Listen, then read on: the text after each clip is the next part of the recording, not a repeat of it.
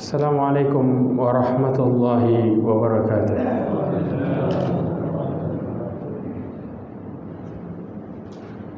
Innal hamdalillah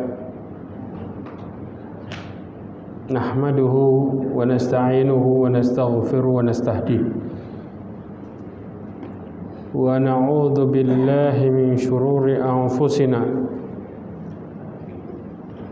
wa min sayyiati a'malina. Man yahdihillah fahuwal muhtad wa man yudlil falan tajida lahu waliyyan mursyida.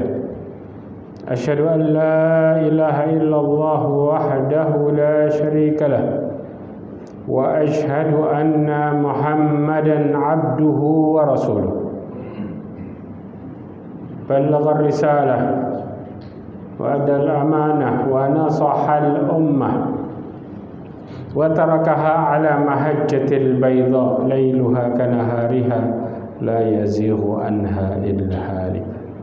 Amma ba'd. Ma'asyiral mu'minin rahimani wa rahimakumullah jami'an. Alhamdulillah, kita bersyukur kepada Allah Subhanahu wa taala jalla jalaluh dengan segala petunjuknya, kenikmatannya.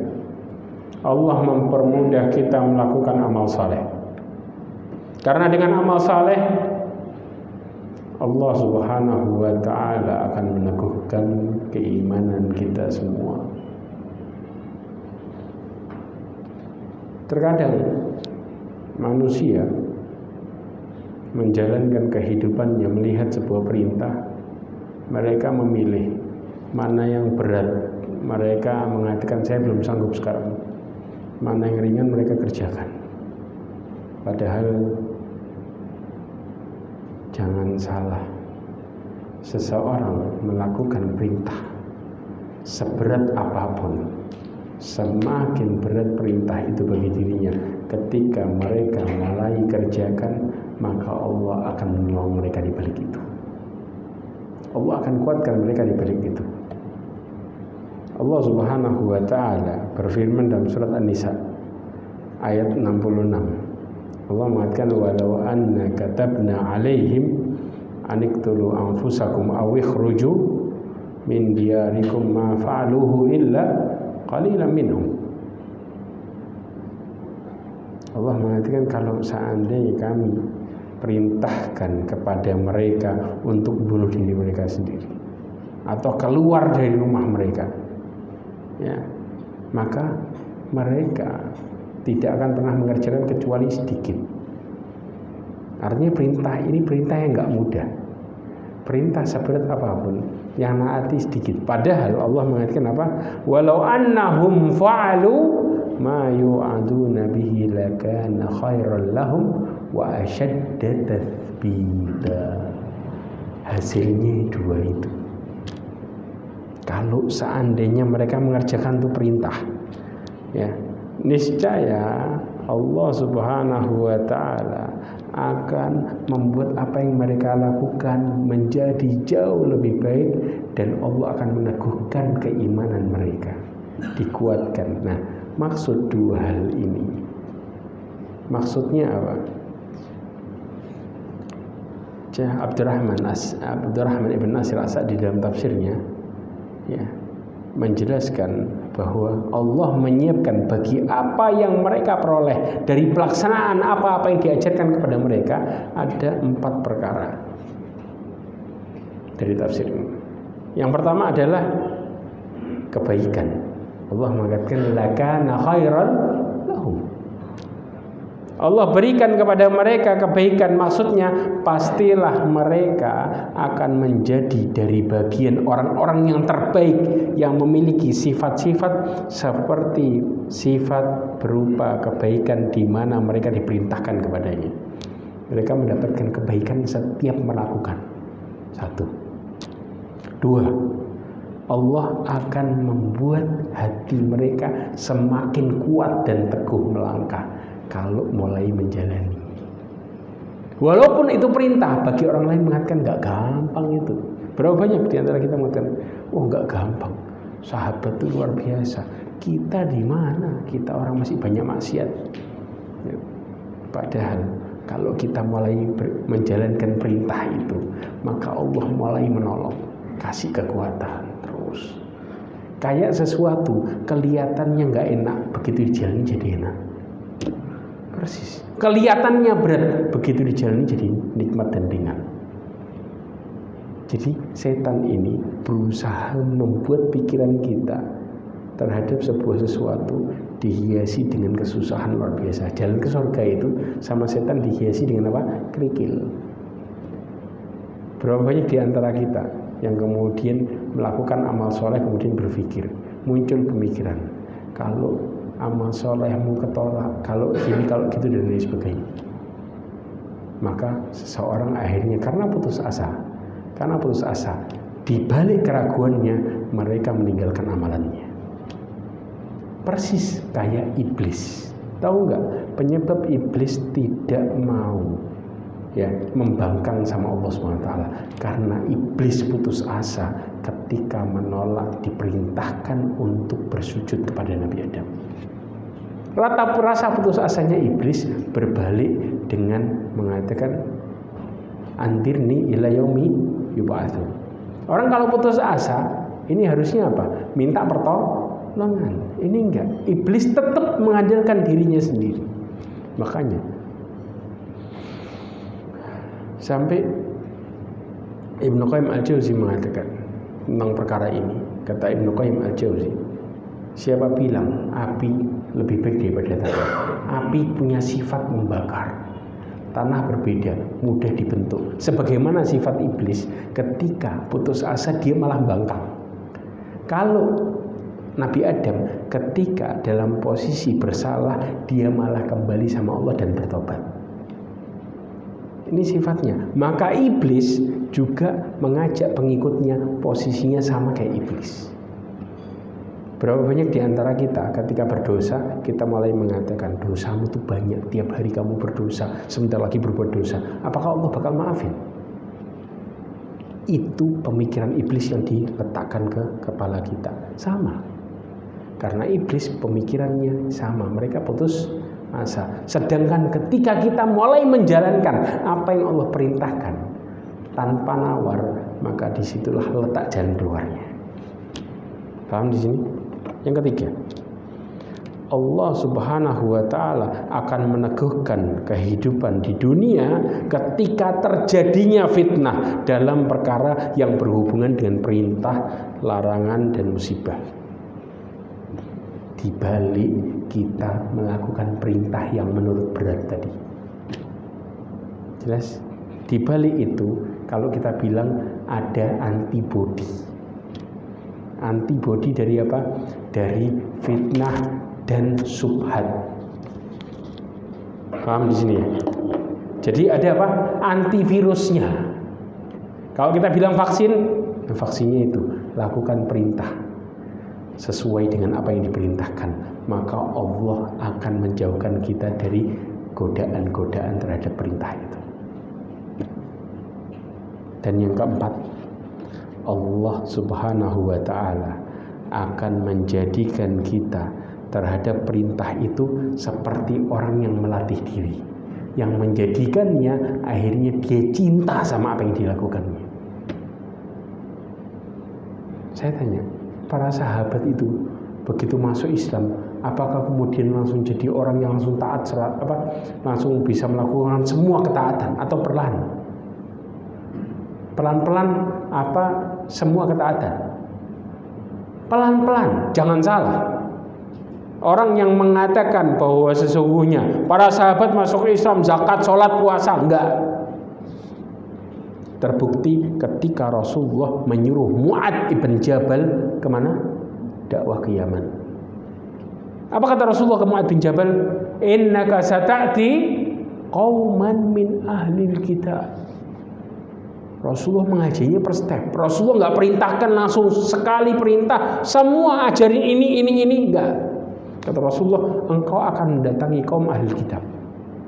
Fa'allimhum syahadata an la ilaha illallah. Ini sudah ada perintah salat ini. Maka ajarkan kepada mereka syahadat la ilaha illallah. Fa'inhum atau ukalidalik, kalau kemudian mereka sudah mentaatimu, sudah dikerjain semua, mereka sudah taat, sudah paham, sudah ngerjain.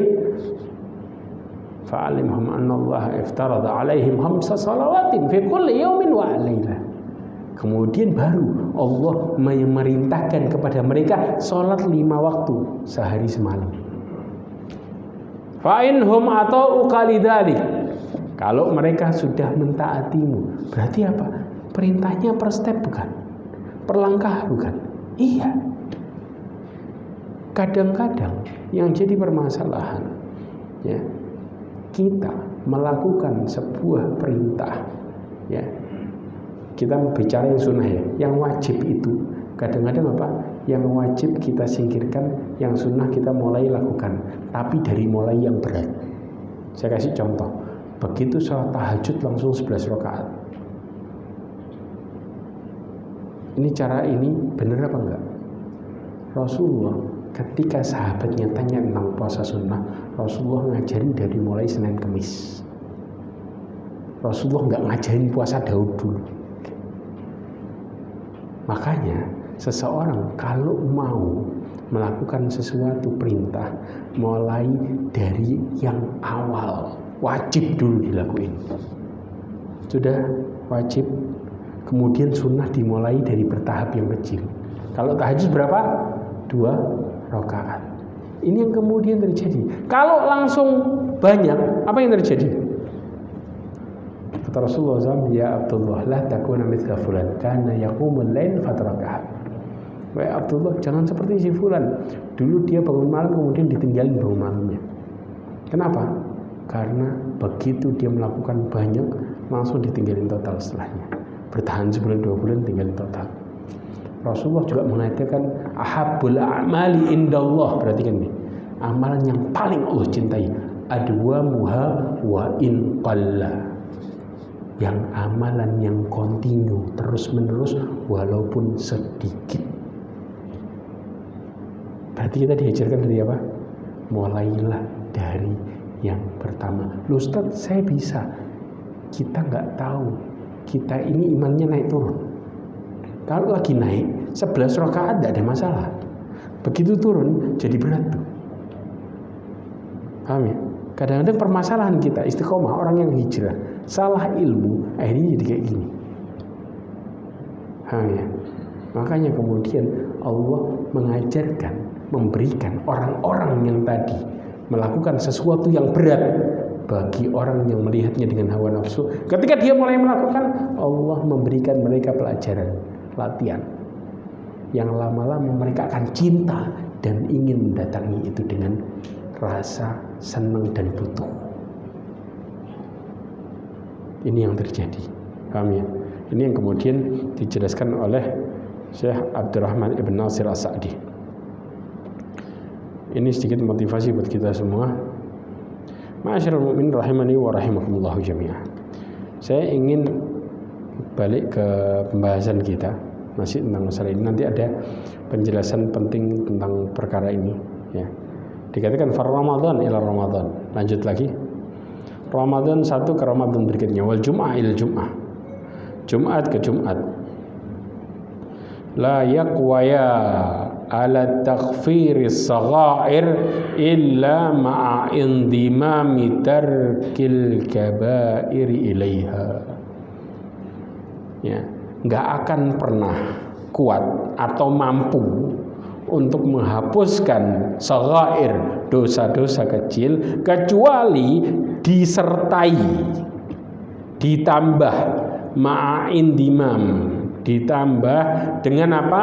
Meninggalkan dosa besar. Berarti apa? Amalan-amalan penghapus dosa kecil itu enggak ngefek kalau dosa besarnya enggak ditinggalin barengan. Selama dosa besar masih dijalankan, maka penghapusnya tidak berjalan. Paham di sini? Ya. Tapi kalau dosa besarnya ditinggalkan dan dia bertobat dari itu, maka amalan ini bisa menghapuskan dosa kecil secara otomatis. Kemudian apa? Wa yaqwa majmu'ul amrayn ala taghfiris saghair.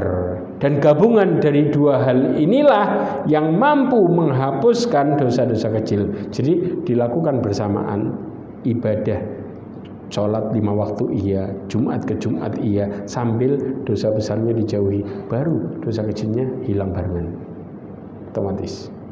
Kita lanjutkan lagi. Wa kaifa yukaffiru shaum yaum tatawwu kullul kabiratin amilahal abdu wa huwa musirrun 'alaiha. Nah, ini penyakitnya ini. Bagaimana mungkin puasa sunnah ya sehari bisa menghapuskan seluruh dosa-dosa besar yang dilakukan oleh seseorang, padahal dia adalah orang-orang yang musirrun 'alaiha, yaitu apa? Ia masih berbuat dosa tersebut. Ya. Musir di sini berbuat dosa dengan apa? Terang-terangan. Ya. Kemudian ghaira ta'ib minha, tanpa ada taubat darinya. Jadi kadang-kadang gini, penyebab Allah Subhanahu wa taala membuat kita tertutup dari pintu hidayah karena dosa yang kita lakukan dilakukan terang-terangan. Nanti kita akan jelaskan secara detail bagaimana bisa terjadi semua itu. Kemudian apa? Hada muhal. Muhal ini apa? Ini muhal itu mustahil. Ini merupakan hal yang mustahil kata Ibnu Qayyim.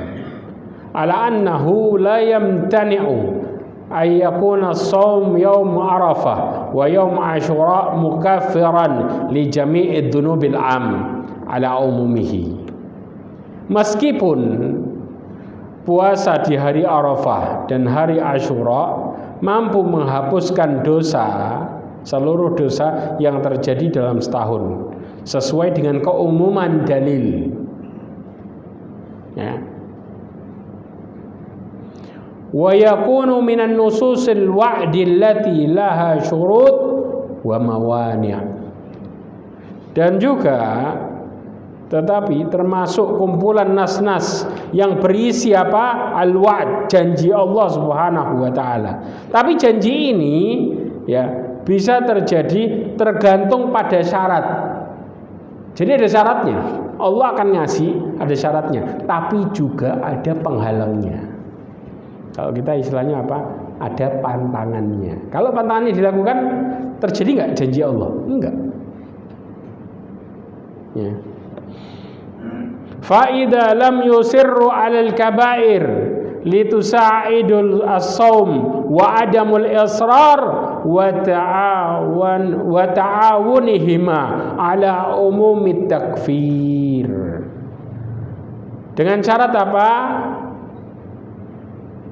Yaitu fa'idha lam yusirru 'alal kaba'ir. Kalau enggak dilakukan terus-menerus dosa besarnya, litusa'idus saum wa adamul israr, ya, untuk membantu puasa tadi dan tidak adanya ya dosa yang dilakukan dengan terang-terangan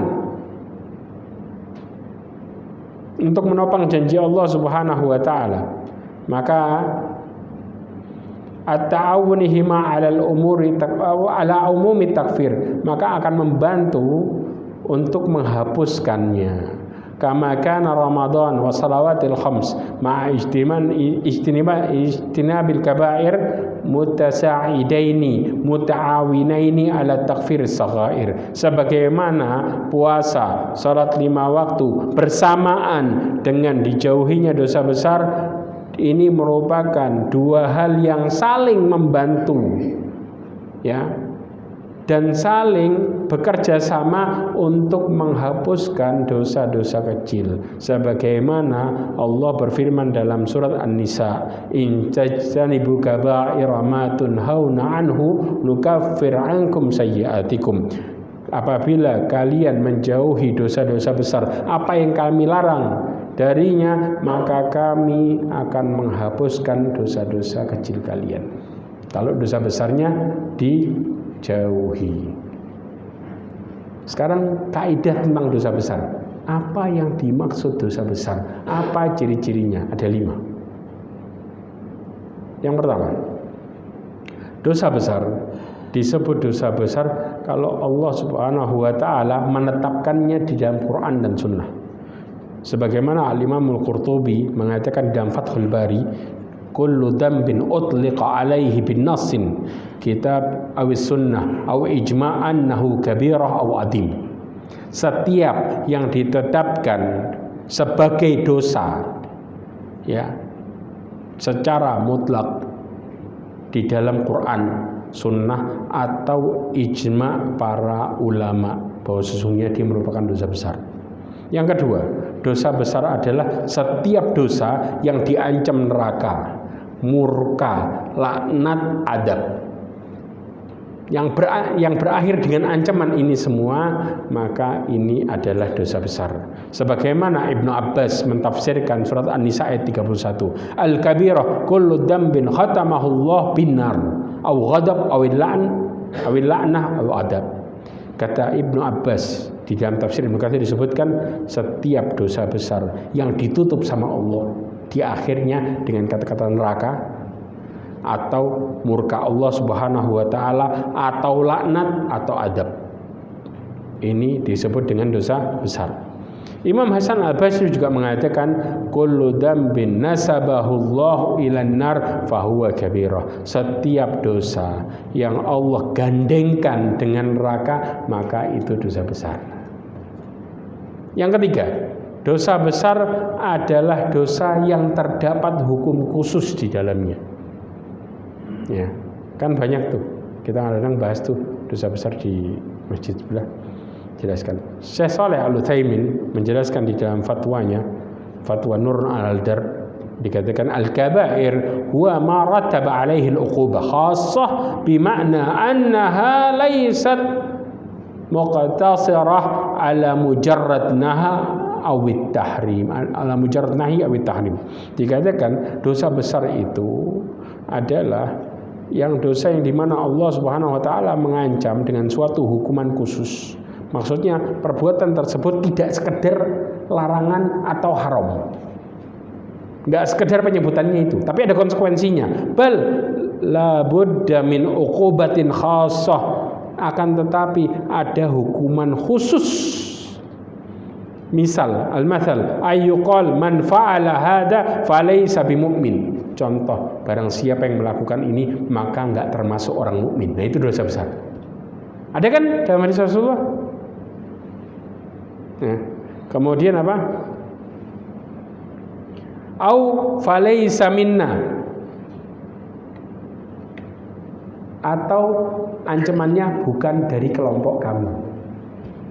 Karena Rasulullah mengatakan apa? Man raiba an sunnati falaysa minni. Barang siapa yang benci terhadap jalanku maka bukan dari golonganku. Ya. Kemudian apa? Au ma asbaha dzalik, atau semisalnya hadhihi hiya kabirah, ini yang dimaksud dosa besar.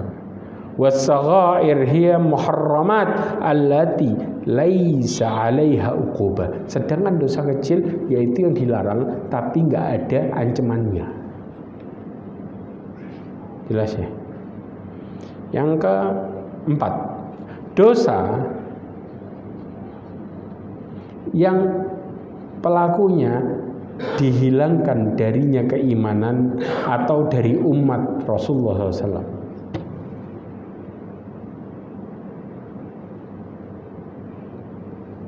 Ya, Syekh Abdurrahman Ibn Hasan mengatakan wa dhabituha yani al-kabirah ma qalahu al-muhaqqiqun min al-ulama kullu dhanbin khatamahu Allah bin nar aw al-la'na aw al-ghadab aw al-adab. Wa zada Syekhul Islam Ibnu Taimiyah aw nafi al-iman qultu wa man bara'a minhu Rasulullah sallallahu alaihi wasallam aw qala laysa minna man fa'ala kada aw kada.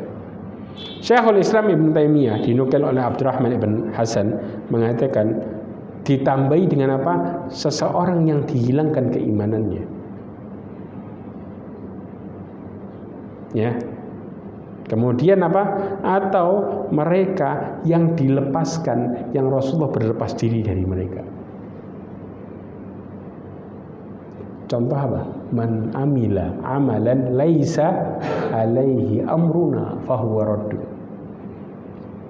Barang siapa yang melakukan amalan yang tidak ada contohnya dari kami, maka dia tertolak. Ini Rasulullah apa? Berlepas diri dari orang-orang yang melakukan seperti ini. Ya. Kemudian yang terakhir, yang kelima adalah dosa yang ada hukuman hadnya. Ya. Hukuman had di sini. Sebagaimana Ibnu Salah menjelaskan dalam tafsir Ibnu Katsir, dikatakan laha amarat minhal ijadul had wa minhal i'ad 'alaiha bi adabin nar wa nahwiha fi kitab wa sunnah wa minha wasfu sahibaha bil fisq wa minhal la'n. Yaitu apa? Dosa yang ada indikasi di antaranya diwajibkan hukuman had di dunianya. Ya. Jadi ada hukuman khusus di dunianya, ya. Kayak apa? Kayak orang yang menyerupai laki-laki menyerupai wanita, atau wanita menyerupai laki-laki, ya. Yaitu apa hukumannya? Mereka harus diasingkan. Dosa yang seperti ini itu disebut dengan dosa besar yang ada hadnya dunia. Di dunia dia diasingkan. Kemudian apa? Atau mereka disifati dengan fasik. Orang-orang yang pelakunya disifati dengan fasik, ini disebut dengan dosa besar. Atau mereka disifati dengan laknat. Ya. Contohnya apa? Ada di dalam kitab tentang Fadail Madinah. Fadail Madinah disebutkan hadis Bukhari. Disebutkan inna Madinatu haram ma bainal irwathu. Sesungguhnya Madinah itu merupakan tanah yang Allah muliakan antara Gunung Ir sama Gunung Thawr. Batasannya, man ahdatsa fiha, barang siapa yang berbuat dosa di dalamnya, au awa muhditsan, atau melindungi orang yang berbuat dosa, la'anahullah, Allah melaknat, wal malaikati, seluruh malaikat melaknat, wan nasi ajmain, semua manusia melaknat, la yuqbalullahu minhu sarfan wala adla, tidak diterimanya amalan yang wajib ataupun yang sunnah. Ulama memahami hadis ini menjelaskan satu dosa dilipat gandakan berlipat ganda. Bukan kayak di tanah halal, kayak yang di tanah di luar itu satu dihitung satu, di sana satu dihitung berlipat karena laknat yang terjadi dan tidak diterimanya yang wajib yang sunnah.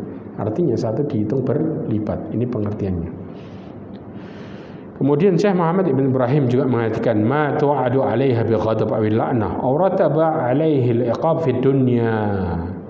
Ya. Dosa yang kemudian diancam dengan kemurkaan atau laknat atau digandengkan dengan hukuman di dunia, maka ini dosa besar. Kalau sudah ada masuk di dalamnya hukuman dunia, maka termasuk dosa besar. Yang berikutnya saya ingin bahas tentang efek kemaksiatannya. Satu-satu. Yang pertama, orang yang melakukan dosa, kita bicara terutama dosa besar, ya, maka efeknya kesengsaraan dan kesempitan yang Allah berikan kepada mereka, jaminannya. Sebagaimana Allah mengatakan dalam surat At-Taha ayat 124, Allah mengatakan wa man a'rada an dzikri fa inna lahu ma'isyatan dhanka. Kita bicara dunia ini. Ya, barang siapa yang berpaling dari peringatanku, ad-dzikri di sini ulama mentafsirkan peringatan. Fa inna lahu ma'isyatan dhanka. Aku buat hidupnya di dunia, kata Allah, dalam kondisi sempit. Berarti apa? Allah buat mereka sengsara. Ibnu Katsir mengatakan walaupun rumah mereka mewah, ya, baju mereka sesuai yang diinginkan, makanan mereka sesuai yang diinginkan, tapi Allah buat mereka sengsara. Yang kedua, Allah akan membutakan hatinya di dunia dan dibutakan matanya di akhirat. Jadi sekaligus, ya, sebagaimana Allah Subhanahu wa taala berfirman dalam surat Al-Isra ayat 72.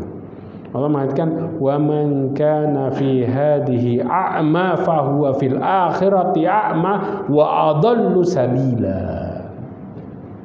Kata Allah, barang siapa yang buta hatinya di dunia ini, niscaya di akhiratnya buta, akan lebih lagi buta dan terlebih tersesat dari jalan yang benar. Yang ketiga, Allah akan lupakan dia di akhirat, gak digubris. Ini efek kemaksiatan.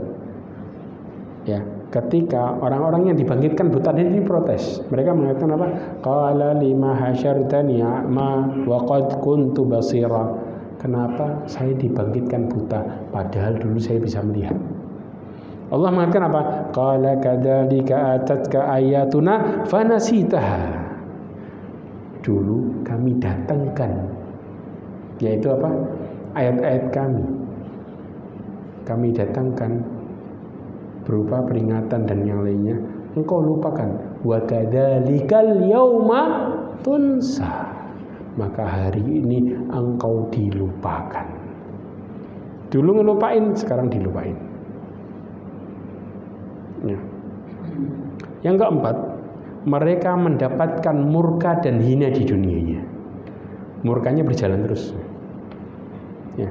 Sebagaimana Allah SWT mengatakan surat Al-Baqarah ayat 61. Wa duribat alaihimud dillatu wal maskanatu wa ba'u bighadabin minallah. Dzalika bi annahum kanu yakfuruna bi ayatillah wa yaqtuluna an-nabiyyina bighairil haqq. Dzalika bima asaw wa kanu ya'tadun. Ayat ini berkaitan dengan apa? Berkaitan ketika Bani Israel. Ya.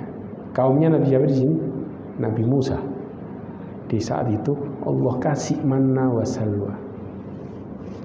Allah kasih manna wa salwa ini salah satunya adalah makanan burung dari langit loh, turun. Mereka ngerasain makanan surga padahal mereka belum masuk. Kemudian mereka mengatakan apa? Mereka minta fad'u rabbaka yukhrij lana min baqliha wa kithaiha wa fumiha wa adasiha wa basaliha. Mereka mengatakan bosan kita. Kata mereka apa? Coba minta adas, bawang, minta ini.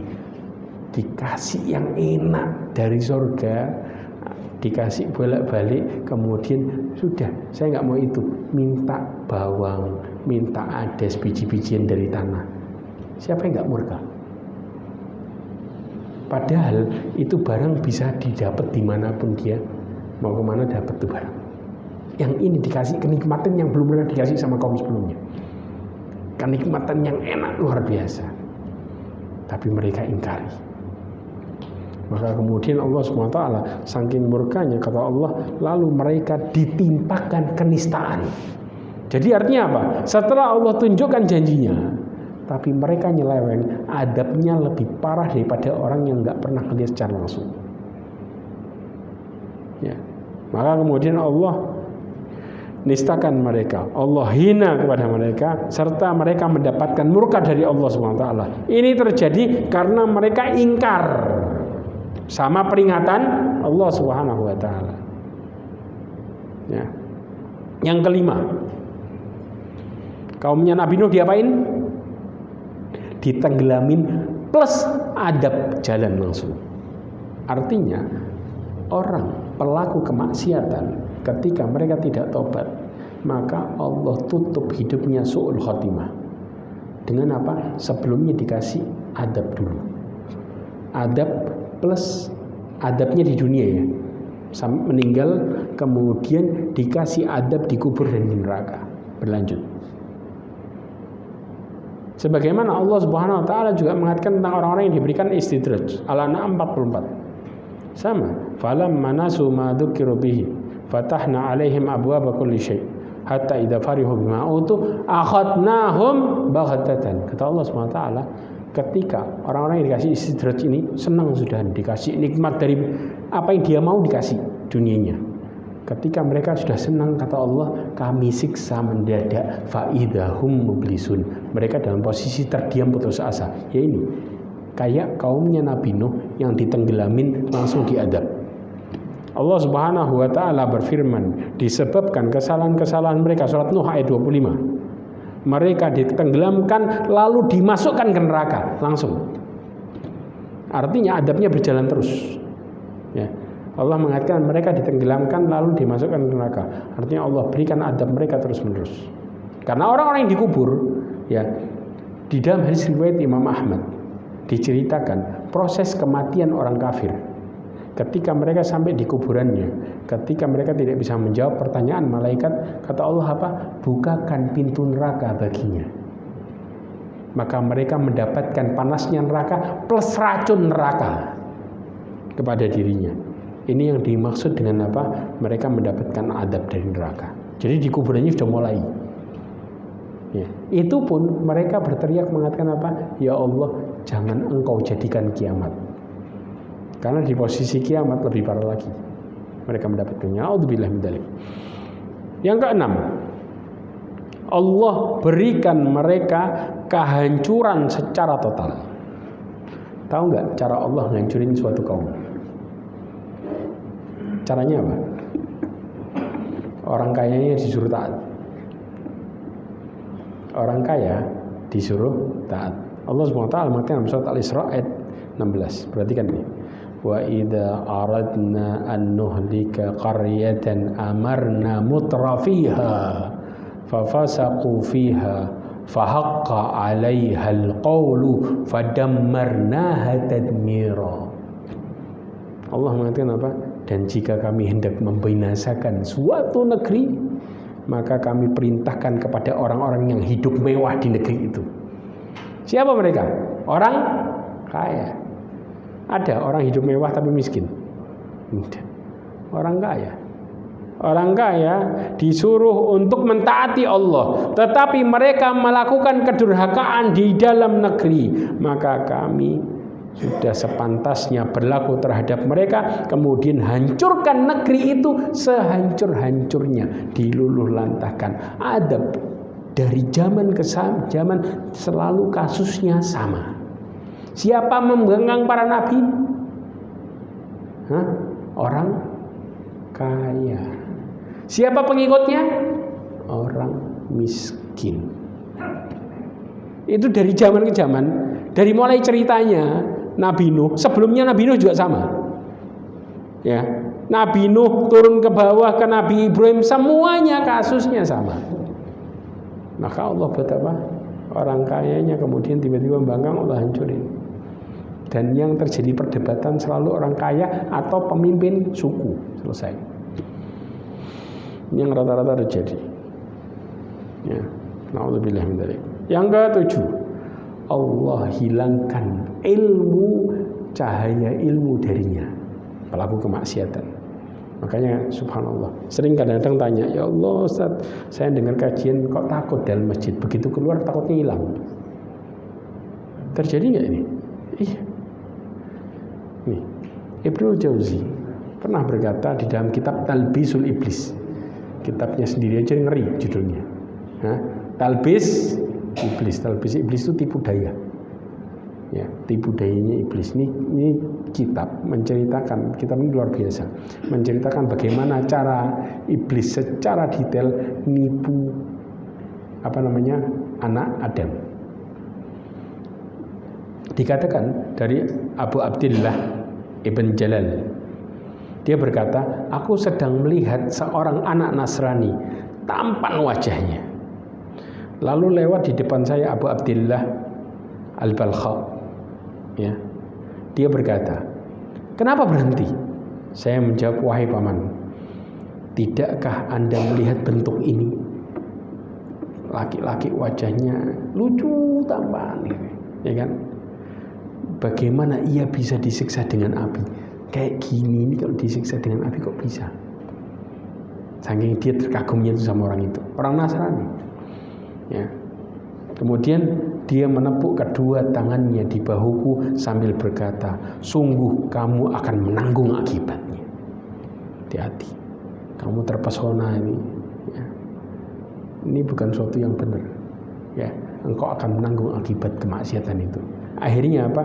Kata dia, Ibnu Jalal mengatakan, saya pun menanggung resikonya. 40 tahun kemudian saya lupa sama Al-Quran saya.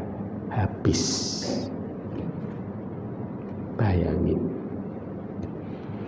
Tahu kisah masyhurnya Imam Bukhari, ratusan, puluhan ribu hadisnya habis. Gara-gara apa? Gara-gara nggak sengaja ngelihat betisnya wanita tua. Wanita tua sudah keriput. Nggak sengaja ngelihat betisnya, itu hafalannya hancur. Sesaat, langsung saat itu juga. Nah kita nih keluar rumah, na'udzubillah min dzalik.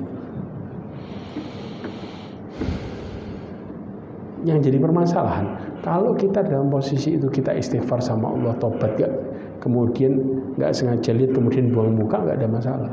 Maka Allah akan menghilangkan tuh bayangan di kepala kita. Yang jadi permasalahan, begitu dia dipandangin terus. Bukan sekadar hafalan Quran yang habis, ya. Kepala kita isinya juga habis juga. Kenapa? Isinya akhirnya kebayang sampai rumah kemaksiatan tuh isinya di kepala. Dan ini jangankan gitu, datang ke majelis ilmu belum sampai masuk sudah keluar duluan. Karena apa? Kemaksiatan. Gurunya Imam Syafi'i ngasih nasihat yang masyhur, namanya Waqi'.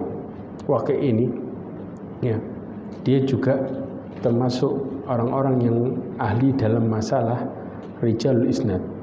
Dia menjelaskan ini orang-orang yang thiqah, ini enggak. Gurunya Imam Syafi'i, gurunya Imam Bukhari. Kata Imam Bukhari, syakautu ila waqi'in an su'i hifdzi. Aku mengeluh kepada guruku Waqi' tentang jeleknya hafalanku. Tadi ngelihat betis wanita tua tadi, enggak sengaja. Fa nasahani ila tarki ma'asi. Maka dia menasihatiku untuk meninggalkan kemaksiatan. Ini sekecil apapun. Subhanallah. Antum bisa tanya penghafal Quran. Begitu ya, di pesantren aman tuh kan lagi semua. Keluar dari pesantren sudah gak karuan matanya, masuk sudah gak hancur lagi tuh hafalannya. Dia ngulang lagi. Silahkan tanya. Ya, itu normalnya.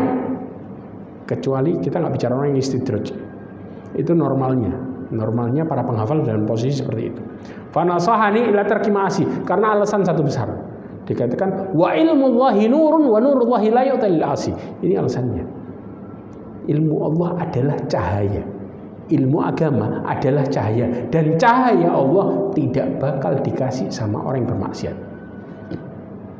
Ini alasan kenapa kita keluar dari masjid tiba-tiba hilang. Ya jelas, keluar maksiat. Dari depan kita sudah gosip, keluar, ya buyar lagi, hilang. Apapun kemaksiatannya. Kalau mau nggak hilang, caranya apa? Makanya kenapa setiap majelis kita tutup dengan apa? Kafaratul majelis. Kita minta ampun sama Allah. Ini habis minta ampun, tuh maksiat lagi. Buyar tuh ilmu. Jelas ya di sini ya. Oke. Nah, efek juga. Seseorang pelaku kemaksiat akan diberikan keturunan yang lemah. Lemah apa?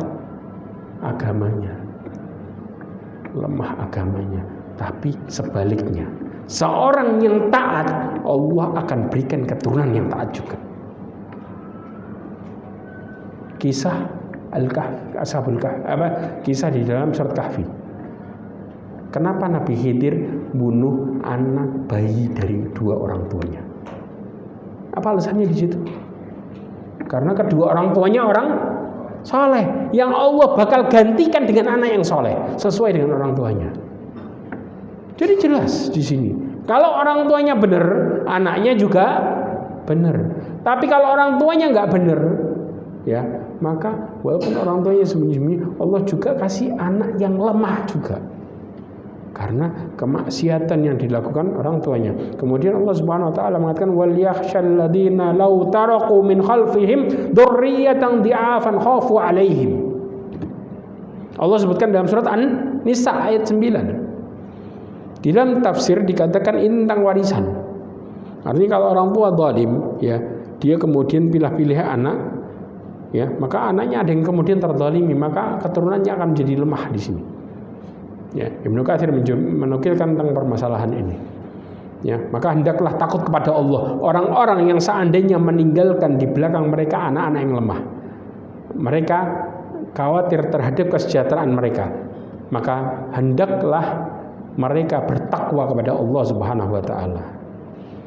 Dan hendaklah mereka mengucapkan perkataan yang benar. Maksudnya apa? Kita disuruh melakukan amal soleh. Kalau mau keturunan kita nggak lemah. Ya. Yang ke-9, mematikan hati.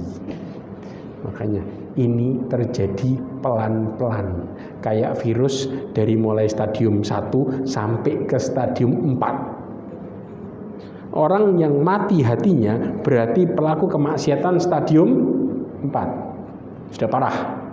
Ya. Rasulullah SAW mengatakan dalam hadisnya dari Imam Ahmad, Imam Tirmidzi dengan sanad yang dikatakan, ya, Abu Hurairah radhiyallahu anhu, dia berkata Rasulullah SAW bersabda, innal mu'min idza adnaba nakata nukita fi qalbihi naqtatun sauda.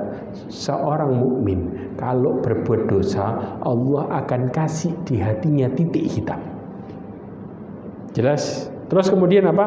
Fa in taba wa naza'a wastaghfara suqila qalbah. Kalau dia tobat, kalau dia berhenti, ya, menjauhi, ya, tobat, kemudian istighfar. Step 3. Saya ulangi lagi. Kalau dia taubat, 2 berhenti dari maksiatnya, 3 istighfar, maka Allah akan bersihkan hatinya lagi. Bersih, titik hitamnya hilang. Tapi wa in zada zadat. Tapi kalau ditambahin maksiatnya lagi, titiknya tambah lagi. Sampai apa? Hatta ta'lu qalbah fadzalikar ron, sampai hatinya hitam legam. Itu yang disebut ron. Allah mengaitkan kalla bal rana ala qulubihim ma kanu yaksibun. Ron di sini adalah hatinya sudah tertutupi titik hitam, maka hidayah tertolak otomatis. Hatinya mati, berarti kayak mayat yang berjalan. Mayat berjalan gimana? Bisa diajak ngomong nggak mayat? Nggak bisa, tapi jalan. Ya bersih sudah. Kira-kira bisa diharapin kebaikannya? Enggak. Namanya mayat. Mayat bisa mikir nggak? Hah? Bisa merenung? Nggak bisa. Mati. Tapi jalan. Dia jalan kemana-mana. Maka jangan pernah diharapin sama sekali sudah. Ya. Orang kalau mayat berjalan, orang-orang sekitarnya berharap dia mati. Ya kan? Karena kezalimannya yang dilakukannya bukan seperti manusia, di luar manusia. Kata Ibnu Qayyim, mereka hidup kayak binatang, persis. Bahkan lebih parah daripada binatang. Itu Ibnu Qayyim ngomong. Na'udzubillah min dzalik. Terakhir, Allah tidak memberikan kepada mereka ampunan. Ampunan tidak dikasih. Kenapa? Perhatikan baik-baik. Hadis riwayat Bukhari Muslim. Kata Rasulullah SAW, kullu ummati mu'afa. Semua umatku bakal dikasih ampunan. Illal mujahirin. Kecuali pelaku maksiat terang-terangan. Wa inna minal mujahirin ayyamal rajul bil-laili amalan. Rasulullah ngasih contoh nih. Yang terang-terangan gimana? Seseorang yang melakukan kemaksiatan di malam hari, thumma yusbihu wa qad satarahu Allahu alaihi. Kemudian di pagi harinya Allah sudah nutupin aibnya. Gak ada yang tahu. Malam kan dia ngelakuin sendirian. Pagi harinya nggak ada yang tahu. Tiba-tiba apa? Fayaqul, ngomong sama temannya, ya fulan, amiltul barihah kada wa kada. Tadi malam anak kayak gini. Ya nggak enak. Anak kepin tobat tapi gini. Orang yang terang-terangan walaupun ngomongnya kayak gitu. Ya. Mereka kalau kemudian mereka bertobat, nggak mungkin dosanya diomongin. Paham ya? Orang yang niat bertobat tidak akan mengomongkan dosanya sama orang. Ya. Tapi lihat bedanya, orang yang bangga sama dosanya. Dulu maksiat apa aja nggak pernah ngelakuin, semuanya udah lewat, finish katanya dia. Bangga lagi ngomongnya. Terjadi nggak ini? Terjadi. Orang yang kelihatannya tobat, padahal enggak. Orang yang kelihatannya hijrah, kalau dia ngomongnya seperti itu, berarti perlu tanda tanya. Orang yang nyesal, makanya subhanallah, orang yang merasakan nikmatnya iman, kata Rasulullah SAW, warajul yakrahu ayyauda ilal kufri kama yakrahu ayyuqdhafa finnar. Seseorang yang benci untuk kembali kepada kekafirannya sebagaimana mereka benci untuk dilempar ke neraka. Mereka kalau benci kembali kepada kekafiran, bangga nggak sama masa lalunya? Nggak akan bangga dan nggak bakal cerita. Ini yang jadi permasalahan. Dia cerita waqad bata yasturuhu rabbah, padahal tadi malam sudah ditutup sama Allah. Fayusbihu wa yakshifu sitrah anhu, maka pagi harinya dibuka sama dia. Orang yang kayak gini nggak diampuni sama Allah. Selesai. Jelas? Wallahu a'lam bishawab. Mudah-mudahan dengan semua ini kita bisa terjauhkan dari dosa-dosa, terutama dosa besar, dan mudah-mudahan Allah SWT menghapuskan kesalahan-kesalahan kita, mengampuni dosa-dosa besar kita, dan mudah-mudahan Allah menjauhkan kita dari adabnya serta menutup hidup kita dengan husnul khatimah.